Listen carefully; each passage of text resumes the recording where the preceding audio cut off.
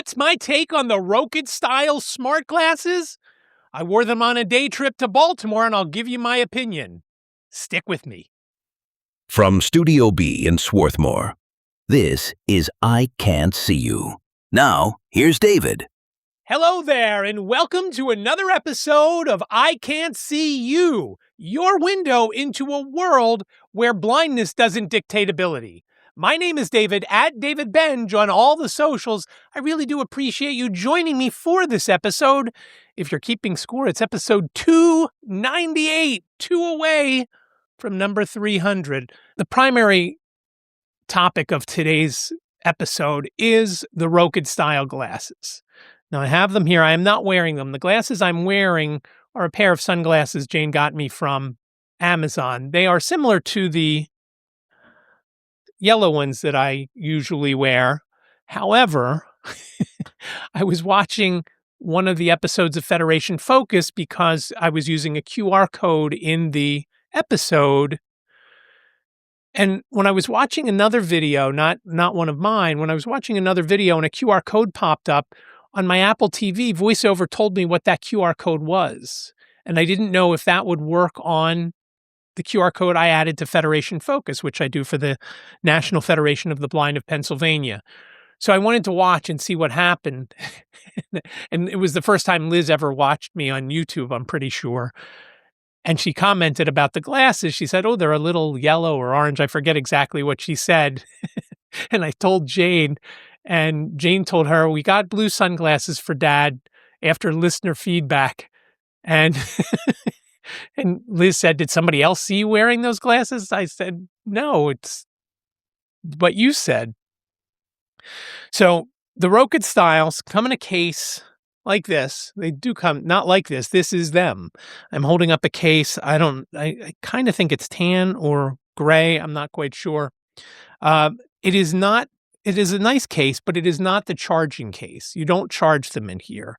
The very cool thing about these are that they charge with this cord, and this cord that I'm holding up is about 6 inches long. It's got a female USB-C on one end, and it's got a MagSafe thing on the other end that attaches to the glasses, which I really like this part. What I don't like is I can't feel this cord very well because of the issues I have with my hands. So I'm afraid I'm going to lose this when I think I put it in the case or I pull out the glasses and it comes out and I don't notice it come out. So right now I'm going to tuck it back into the case so I don't lose it. At least if I lost it, it would be in Studio B. So let's talk about the glasses for a minute. They are similar to the Ray-Ban Metas. Now, these I got, you can see if you're watching on YouTube, I did get sunglasses. And I am going to put these on in a minute, but I'll talk about them for a little bit first and trying to stop hitting the microphone. Camera is on the left side, just like the Ray-Ban Metas. And the one issue I have, and when I put it on, I'm actually going to shoot some video that I will then edit in as B-roll once I finish primarily editing the episode. They're not as comfortable as the Ray-Ban Metas. I do like the feedback that I get when it hears me. There's a lot of times that it doesn't hear me. If I wanted to record, I thought I was recording at one point. It wasn't recording.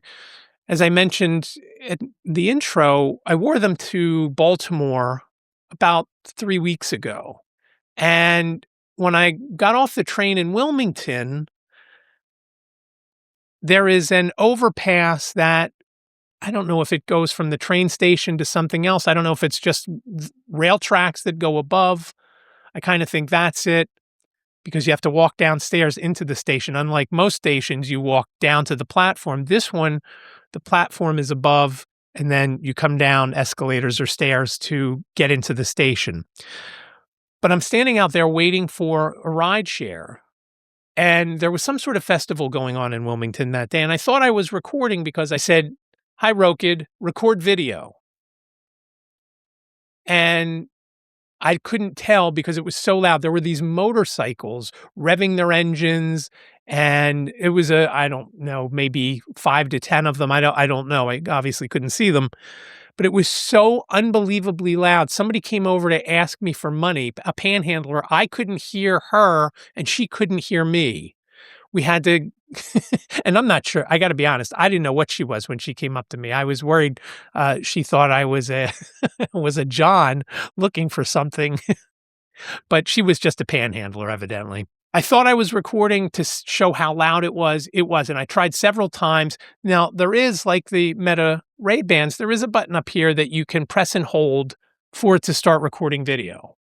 That part is great, but there are many times that I will ask it a question and it will give me a weird answer. For example, I want to know what the battery percentage is. Hi, Rokid, what's your battery percentage? And then it will give me a definition of what battery percentage is. Not interested in that. The sound is good. Again, I don't think it's as good as the Ray-Ban Metas. I need some more time, and I don't think I've played music with them. I've listened to a podcast with them. I think the speakers on the Ray-Ban Metas are better. One of the things that I was really hopeful for with these was the shooting 4K video, because it mentioned 4K in a press release, but it was a 4K image, which I'm not quite sure what that means. They do shoot in 4:3, and when I put them on, in fact, let me put them on now. When I put them on and shoot the video, you'll see that I'll first put them up at the original size. They, like I said, shoot 4:3. Now I just heard them click on. They shoot 4:3, so for a 16:9 aspect ratio, I'm gonna have to stretch it so it fills the screen, but I'll first put it on, and you'll see the border around where you'll see part of Studio B behind the B-roll, and I don't know how good the quality is gonna be when I stretch it. I may have used them on another episode. I don't think I did, though. So, one of the things that initially I didn't like, there was a watermark on all the images and all the videos, and I couldn't get rid of it. Now, it could have been user error in the app. It could have been that the app wasn't fully accessible and I could not figure out how to get from one watermark to another to turn it off. I don't know if it's that the app updated and people had complained about the watermark, but it's gone now. You'll see when I put this up there. In fact, let's hit record now, pressing and holding. I hear a noise that makes me believe it's recording. And one of the similarities that I found with these and the Ray-Bans, I can never gauge where to look. For example, right now, I believe I'm staring straight ahead at where the camera is for the episode. When you see the B-roll, more than likely that camera, if it's even in the shot, is going to be all the way to the left side of the screen. If I want to get it in the center of the screen, I'm going to have to look more to my left. And I just can't always get that exactly right. There are times where I was playing with Ziggy and I chopped off his nose because I thought I was looking far enough to my left. We were in the car the other night going for ice cream, which since he's had cancer, we have taken him for ice cream multiple times. Dairy Queen has some. You just ask for a pup cup. There's another local place called Chill Out over in Ridley Park that we've gone to a few times. Homemade ice cream, but they also have soft serve there. And they do a dog treat that you can get in their case that's soft serve peanut butter and like a milk bone dog biscuit on top. He can't have the milk bone. He can have the peanut butter and, and the ice cream, but he can't have the milk bone. So they make it quote unquote fresh for him when we go. And he loves it. He always starts last to start eating his and first to be done. But Jane was home last week and we went over there for ice cream and he devoured it very quickly. So you'll see as I look around Studio B, and it's a mess to my right, so please forgive that mess. But you'll see how I have the lights set up and you'll see there's the mess. But how much of that mess will you see? And we'll go the other way too as I turn to my left, there's the light that's right in front of my face. You can see some stuff over there, a jacket and a couple of hats. And I continue to turn, you'll see the door. And in my line of sight, I see about half the couch and the pillow and the light on behind that stuff. But what will we see when we actually view the video? And we'll discover that together. Well, I'll discover it when I edit, and you'll discover it when you watch it. So that's one thing in general that, and I think until somebody comes up with the putting the camera in the middle, I think that's always going to be an issue of wondering if you ever got it. It won't make sense for me to ever purchase a display model, meaning there's a display. Some of the smart glasses now are coming out with the display in one eye. In the Ray-Ban Meta displays, they have it in the right eye. I see absolutely nothing out of my right eye. So again, useless. I don't even think it would work in the left eye because I don't see well enough even there to be able to see what may be on the screen. And I don't know that when you shoot video on a set that does displays, if you'd be able to tell what you're recording. I haven't looked that much into it because I don't know that I'll ever own a pair that will have a display in it unless that's the only model. When Apple comes out with theirs, if they only have one with a display, then I'm going to try them and we'll see what happens. One of the things that I was really hopeful for that I haven't had good luck with the Ray-Bans is step-by-step directions.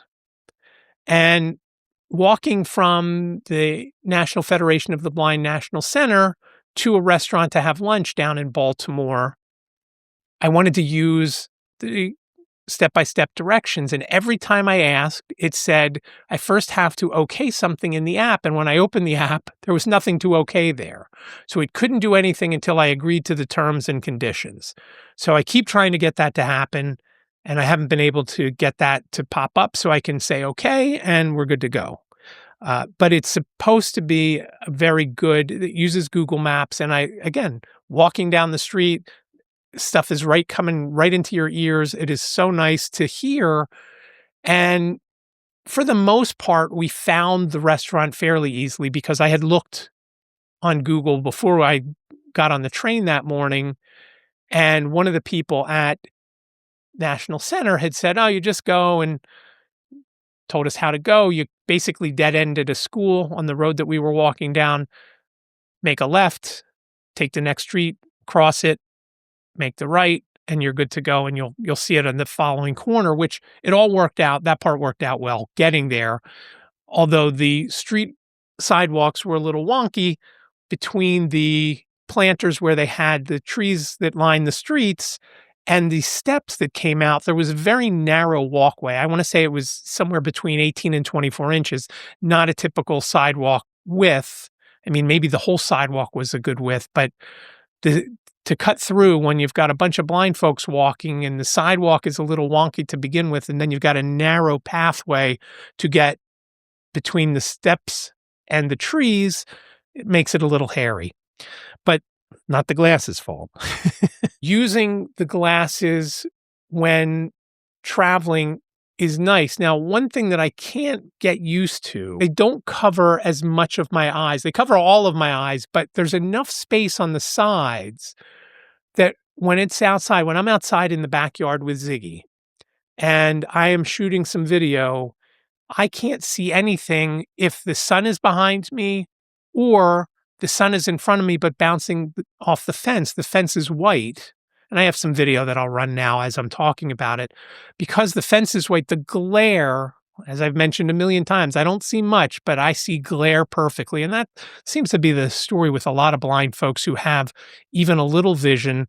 Glare is a killer. And I guess in some cases it could be if you're trying to cross the street and whatnot. But that's one thing that I can't get used to. I have a pair of Oakleys, not smart glasses, just plain old Oakleys. I don't remember what model they are, but they wrap around and are comfortable. As I mentioned, these are not as comfortable as the... Do not block the camera and indicator light. I don't know if you could hear that. It said I was blocking the camera or the indicator light. There is an indicator light here. I don't know what that looks like. It's on this temple on the right side. Maybe we'll be able to see it in the video. Maybe we won't. I don't know. But that's so you're not being a glass hole, to phrase that somebody first used with Google Glass back in the day because people would record others without their knowledge. And that's one thing that I think a lot of us are fearful of in the blind community because people walk up, "Are you recording me? Why are you looking at me with those smart glasses?" Blah, blah, blah. Again, I'm using them primarily for the AI component and to show what it's like to walk around being a blind person. It's also a lot easier than to dip into your pocket to get your phone out and wondering if you're holding it right. Again, as I mentioned earlier, sometimes it's a little difficult with the figuring out how to adjust my head to make sure I'm getting the subject in the center of the frame, but still something a little easier to record somebody without their knowledge. I do like them. If I had to pick these or the Ray-Ban Metas, at this point, I think I would pick the Ray-Bans to go on a trip. These are supposed to have a longer battery life. In going to Baltimore, they lasted quite a while. At other times when I've used them and taken them as we've been out and about, it wasn't that long. So I'm interested to see how they last now. They weren't fully charged when I put them on now. I guess I should stop recording, huh? Video recording has stopped. That's interesting. I don't know that you could hear that. I think it's more noticeable with the announcements. When I was shooting some video, I'll try to find the one clip where I was shooting a video of Ziggy and I thought I was recording, but I wasn't. And then I was recording when I didn't think I was, but you could hear whatever the phone was saying, whatever the glasses were saying to me. And Jane asked me, "Who were you talking to there?" I said, "That's the glasses you hear." That's one thing you don't hear with the Ray-Ban Metas. You never hear that. And when you stop recording, when you say, "Hi," or "Stop recording," you can hear the voice, at least the tail end of it, saying recording stopped. With the Ray-Bans, when you say that, it cuts it before you can hear that. So I don't know if it goes back once it does stop recording. Again, I've got to play around with them more. I'm excited for, if you've seen the video this week of Google's new glasses, their step-by-step directions looks fantastic. Whether it comes immediately to the iPhone, which I don't think it will, and we discussed this in the most recent episode of That Real Blind Tech Show, and I'll put a link in the show notes and description so you can go to that because we talked about a lot of different glasses and privacy and talking about glass holes and and whatnot. And it was a fun episode. You have them coming out probably in the fall. Who knows when Apple's going to come out with theirs? Maybe in the fall, maybe not till next year. Hopeful for those, but we'll see. And I'm starting to figure to get video, to get 4K video, I'm just going to have to use some other device, whether it's a GoPro or one of the DJI cameras or the Insta360 cameras. It's going to be one of those that I think if I want video, that's what I'm going to have to use. The problem is I got to figure out a way to use it where I'm not holding it. And a couple of the manufacturers have something where you can clip it on via a magnet or some sort of lanyard right onto your clothes. They're just obviously a lot bigger than just wearing a pair of glasses. So we'll have to see how it all works out. Once Google announces their release date, I'll try those. And then once Apple comes out, I'll try those as well. Again, depending on the specs and how everything plays out. But the Google ones, as I mentioned probably in the last episode, one of the main things I would like to use the glasses for is navigation when you're out and about. You have it right in your ear. In the demo at the Google event, turn around and walk. Once you turn around, walk forward. It's got to be, for me, it's got to be that dumbed down to do that. Hopefully I can get there with these. I don't know, but we'll check it out. Now, I am an affiliate for the Rokid Styles. There's a link in the description if you want to give them a try. They're not as expensive as they were when they initially came out. They knocked some money off of them. I also got a couple of add-ons, one being lenses that I haven't even put in because I'm afraid I'm going to break it. But if you want to try them out, and I can't recommend going ahead and buying them at this point, but the link is down there if you do want to buy it. I'd appreciate you use that. I also have a link to the latest Ray-Ban Metas down in the description from Amazon. I would suggest, at least with the Ray-Bans, if you're not sure what size, what style, go check them out at a store, whether it's LensCrafters or Best Buy, wherever, and see what size you want, because there's two sizes. I have a big head, so I knew I needed the bigger size. I also tried them out at LensCrafters or Pearl Vision or something like that, and give those a go. Again, right now, for what I'm using them for, if the Ray-Ban Metas had 16:9 aspect, that would be it. Now, they are also, Ray-Ban is coming out with third-party access to them, and that's gonna really improve things, where you can use things like Ira and some of the other things.